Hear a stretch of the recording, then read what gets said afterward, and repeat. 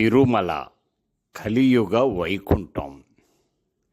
తిరుమలలో ప్రతి నిత్యం ఉత్సవాలే. నిత్య కళ్యాణం పచ్చతోరణంగా విరసిల్లుతుంది తిరుమల.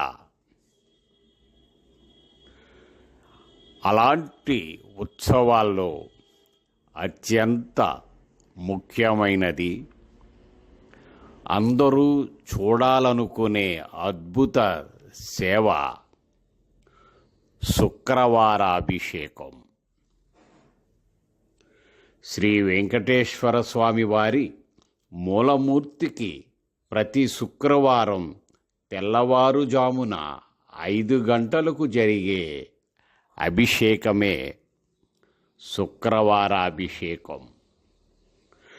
ప్రతి శుక్రవారం విశేష ఉత్సవంగా జరపబడే ఈ అభిషేకం 6వ శతాబ్దం ముందు నుండే జరుగుతుందని తెలుస్తుంది. విశేష సందర్భాల్లో జరిగే ఈ శుక్రవారాభిషేకాన్ని భగవద్ రామానుజుల వారు శ్రీ స్వామివారి వక్షస్థలంలో బంగారు అలుమేలు మంగ ప్రతిమను అలంకరింపచేసిన శుక్రవారం మొదలుగా ఆనాటి నుండి ప్రతి శుక్రవారం నాడు అభిషేకం జరిగేటట్లు ఏర్పాటు చేశారట. పునుగు, కస్తూరి, జవ్వాది మొదలైన సుగంధ పరిమళ ద్రవ్యాలతో ఆకాశగంగ తీర్థంతో సుమారు 1 గంట పాటు ఈ అభిషేకం జరుగుతుంది. ఆ తరువాత పసుపుతో శ్రీవారి వక్షస్థలం మీద అమ్మవారికి కూడా అభిషేకం జరుగుతుంది. ఎప్పుడో ఏనాడో బ్రహ్మాది దేవతల కోరిక మేరకు కలియుగ మానవుల కోసం వెలసిన ఆ శ్రీనివాసుని యథాతథమైన రూపాన్ని వక్షస్థల లక్ష్మితో కూడా ఈ శుక్రవార అభిషేక సమయంలో మనం దర్శించవచ్చు. అభిషేకం సమయంలో స్వామివారి మెడలో ఉన్న బంగారు అలమేలు మంగకు కూడా అభిషేకం జరుగుతుంది. ఆర్జిత సేవగా జరపబడుతున్న ఈ శుక్రవార అభిషేక ఉత్సవంలో భక్తులు విశేషంగా పాల్గొంటారు. అంత గొప్ప క్రతువు ఈ శుక్రవార అభిషేకం. శోభాయమానుడు శుభంకరుడు అయిన శ్రీనివాసమూర్తికి మనోహరంగా జరిగే శుక్రవారాభిషేకాన్ని మనం ఇప్పుడు వీక్షిద్దాం. మొదట శుక్రవారాభిషేకానికి సంబంధించిన సంకల్పాన్ని అర్చకులు చేస్తారు. అష్టోత్తర శతనామాన్ని జపిస్తారు. శ్రీవారి నామాన్ని అరభాగాన్ని తగ్గించి సూక్ష్మంగా ఊర్ధ్వపుండరాన్ని ఉంచుతారు. ఆభరణాలు ఉత్తరీయాన్ని తొలగించి స్నాన కౌపీయాన్ని ధరింపచేస్తారు. ఆ సమయంలో పరిచారకులు 2 వెండి గంగాళములలో గోక్షీరం అంటే ఆవు పాలు, మరో 2 వెండి గంగాళములలో శుద్ధోదకాన్ని ఏర్పాటు చేస్తారు. ప్రతి శుక్రవారం విశేషంగా జరిగే ఈ అభిషేకం 6వ శతాబ్దం ముందు నుండే జరుగుతుందని మనము చెప్పుకున్నాం. అయితే విశేష సమయాల్లో జరిగే ఈ ఉత్సవాన్ని రామానుజుల వారు శ్రీవారి మెడలో బంగారు అలమేలు మంగ ప్రతిమను అలంకరింపచేసిన శుక్రవారం మొదలుగా ప్రతి శుక్రవారం ఈనాటి వరకు అలా ఈ అభిషేకం జరుగుతూనే ఉంది.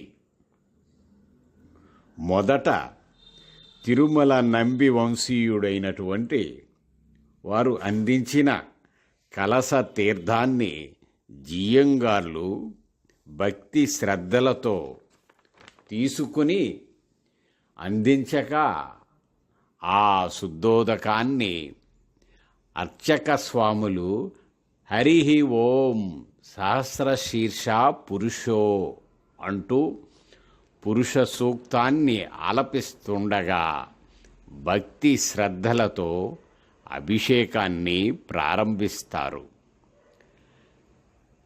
క్షీరాభిషేకం కూడా చేస్తారు. మొదట ఆ శుద్ధోదకంతో ఆ నల్లని శరీరముపై ఆ జలాలు పడుతుంటే చూడటానికి 2 కళ్ళు చాలవు. అలా శుద్ధోదక అభిషేకం చేసిన అనంతరం క్షీరాభిషేకం ప్రారంభం అవుతుంది. ఆ తెల్లని పాలు ఆ నల్లని మేనుపై పడుతుంటే అది చూడటానికి 2 కళ్ళు చాలవు. ఎంతో మనోహరంగా ఉంటుంది ఆ అభిషేకం. కంటి శుక్రవారము గడియలేడింట అంటూ అన్నమయ్య రచించిన ఆ కీర్తన మనకు ఇక్కడ స్ఫురణకు వస్తుంది. అదే సమయంలో శ్రీవారి వరదహస్తం నుండి జాలువారిన క్షీరాన్ని పాత్రలో సేకరించి తరువాత భక్తులకు ప్రసాదంగా ఇస్తారు. క్షీరాభిషేకం అయిన వెంటనే మళ్ళీ శుద్ధోదకంతో అభిషేకాన్ని నిర్వహిస్తారు. లక్ష్మీదేవితో కలిసి శ్రీవారికి జరిగే ఈ శుక్రవార అభిషేకం సర్వశ్రేష్టమని శాస్త్రాలు చెబుతున్నాయి. చందనాన్ని శ్రీవారి శ్రీహస్తరేఖలపై పెట్టి ఆ ముద్రలను జియ్యంగార్లకు అందిస్తారు. ఆ తరువాత పరిమళ పాత్రలో ఉన్న పరిమళాన్ని శ్రీవారి శరీరం అంతటా పట్టిస్తారు. అనంతరం మళ్ళీ ఆకాశగంగా జలంతో అభిషేకం చేస్తారు. పరిమళ భరితమైన తీర్థాన్ని పాత్రల్లో సేకరిస్తారు. ఆ తరువాత ఆ తీర్థాన్ని భక్తులకు ప్రసాదంగా ఇస్తారు. పిదప 108 కలశాలతో స్వామివారిని అభిషేకిస్తారు. ఆ అభిషేక తీర్థాన్ని అర్చకులు మొదట తమపై తాము సంప్రోక్షణ చేసుకొని ఆ తరువాత జియ్యంగారులకు అందరికీ సంప్రోక్షణ చేస్తారు. ఈ అభిషేక అనంతరం శ్రీవారికి 24 మూరల పొడవైనటువంటి పట్టు అంచు దోవతిని 12 మూరల ఉత్తరీయాన్ని ధరింపచేస్తారు. ఆ తరువాత శ్రీవారికి వెన్న పంచదార నివేదన చేస్తారు. తాంబూలాన్ని కూడా సమర్పిస్తారు.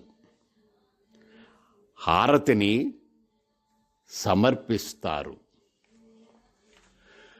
అభిషేక అనంతరం భక్తులందరి మీద అభిషేక తీర్థాన్ని సంప్రోక్షణ చేయటంతో అభిషేక దర్శనం ముగుస్తుంది.